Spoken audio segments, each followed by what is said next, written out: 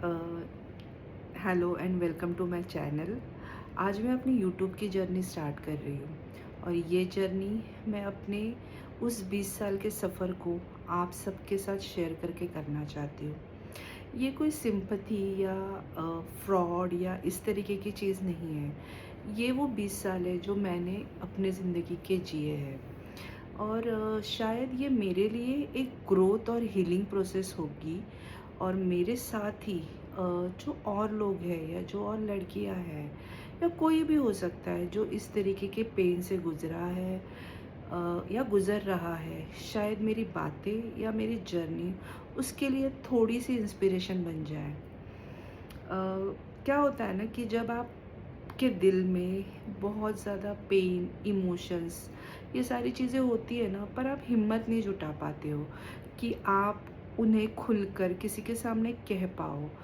आपने इन सारी चीज़ों में बहुत लेसन्स भी लिए होते हैं और शायद उन्हीं से आप अपने अंदर एक वो कॉन्फिडेंस ला पाते हो जहाँ पर आप कहीं खड़े होके अपनी बातों को किसी और को बता पाओ। तो ये हिम्मत आने में भी समय लगता है, बट आई थिंक मेरे अंदर अब वो आ गई है और शायद इसीलिए मैं आज आज आप सबके सामने बैठी हूँ जहाँ पर मैं अपनी बातें, अपनी कहानी आप सबके साथ शेयर करना चाहती हूँ। एज अ वूमन आप अपने जीवन में बहुत सारी चीज़ें करते हो, बहुत सारे रोल्स निभाते हो, बेटी, देन बहू, बीवी, उसके साथ बहुत सारे रिश्ते आते हैं। आप किसी की मामी बनती हो, आप किसी की बुआ बनते हो, किसी की चाची बनते हो, है ना? तो ये सारे रोल्स निभाते निभाते निभाते आप कहीं खो जाते हो, या मैं ये भी नहीं कहूँगी कि आप कहीं खो जाते हो, शायद आपको भी वो चीज़ें अच्छी लगती है, क्योंकि मतलब हमारे समाज में ऐसे ही तो जिया जाता है, इन सारे रूल्स के साथ ही तो जिया जाता है।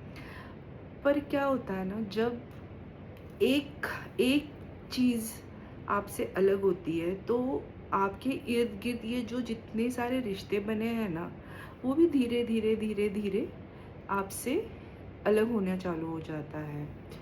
तो उसके बाद एक लड़की अपने जीवन में दोबारा कैसे स्टैंड करती है, वो किस तरीके से इन सब चीज़ों को ओवरकम करती है, क्योंकि शायद आपके पास कोई चॉइस ही नहीं होती, कोई ऑप्शन ही नहीं होता है। और जो बेस्ट ऑप्शन होता है वो यही होता है कि आपको दोबारा खड़ा होना पड़ता है, और किसी और के लिए नहीं, सिर्फ़ और सिर्फ खुद के लिए।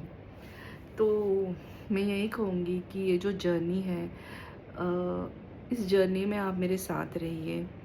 मैं वो हर बात शेयर करना चाहूँगी, बताना चाहूँगी, पर शायद आज के लिए इतना काफ़ी है। पर जाने से पहले मैं आप सबको यही कहूँगी कि खुद का ध्यान रखिए। खुद का ध्यान रखना बहुत ज़रूरी है, बहुत ज़रूरी। अगर आप खुद का ध्यान रखोगे ना, तो अपने आप ही आपके आसपास के लोगों का भी ध्यान रखा जाएगा।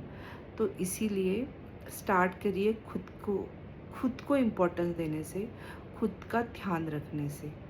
तो चलिए मिलते हैं कल, तब तक के लिए नमस्ते।